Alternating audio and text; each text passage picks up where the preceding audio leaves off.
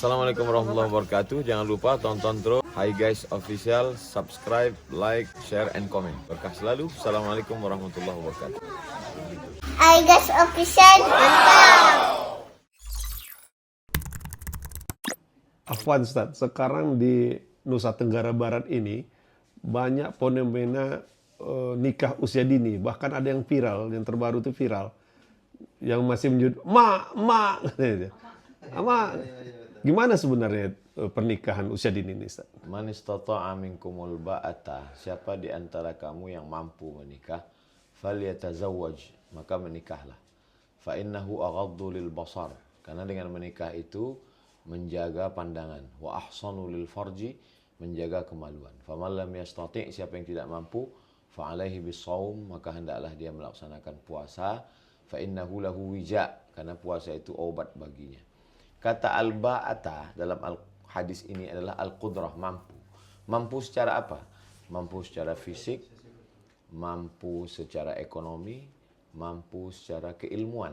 Itu maka di akhir hadis itu, faman lam yastati, siapa yang tidak mampu, maka untuk menekan libido seksualnya, dia memperbanyak puasa. Artinya ada orang yang mampu, ada orang yang tidak mampu. Jadi, kalau dikatakan ini beda daerah, mungkin di daerah Ustadz Somad, iya, tapi di daerah saya punya sahabat juga, orang Nusa Tenggara Barat. Kami sama-sama belajar di Mesir, Ustadz Habib Muhammad Zaki Abdillah, doktor. Beliau menikah umur 30 tahun. Beliau orang Nusa Tenggara Barat, bukan orang Sumatera, bukan orang Riau. Kenapa menikah umur 30? Lagi-lagi masalah pendidikan. Kita kalau sudah pendidikan kita diajarkan kita mampu dulu secara ekonomi, mampu secara keilmuan, tanggung jawab. Karena nikah itu bukan hanya sekedar bertemu dua orang lalu diakadkan. Tapi pernikahan itu ada tanggung jawab, laki-laki paling tidak punya 5 kewajiban.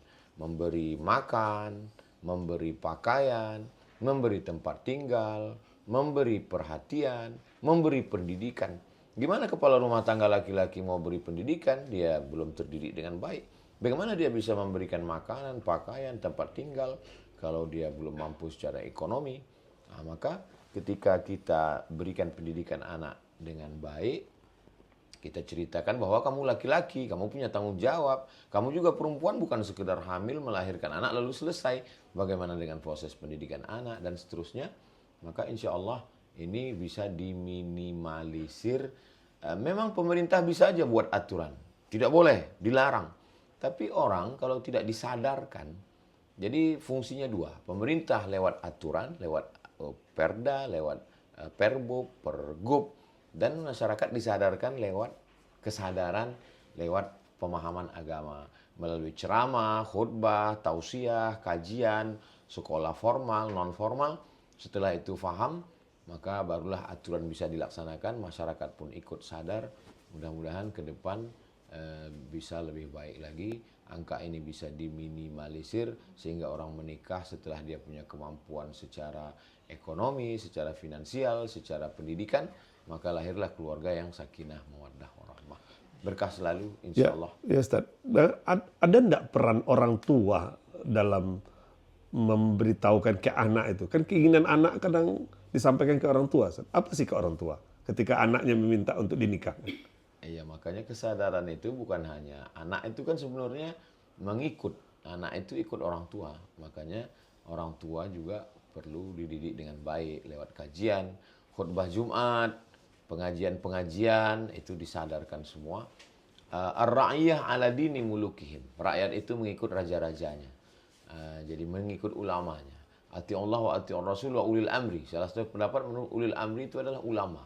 Nah, jadi ketika ini disadarkan lewat kajian-kajian yang mencerdaskan, insya Allah angka ini bisa diminimalisir, masyarakat bisa lebih cerdas. Insya Allah. Syukran Ustaz. Afwan. Selamat untuk Hi Guys Official. Semoga liputannya menjadi inspirasi buat anak-anak muda.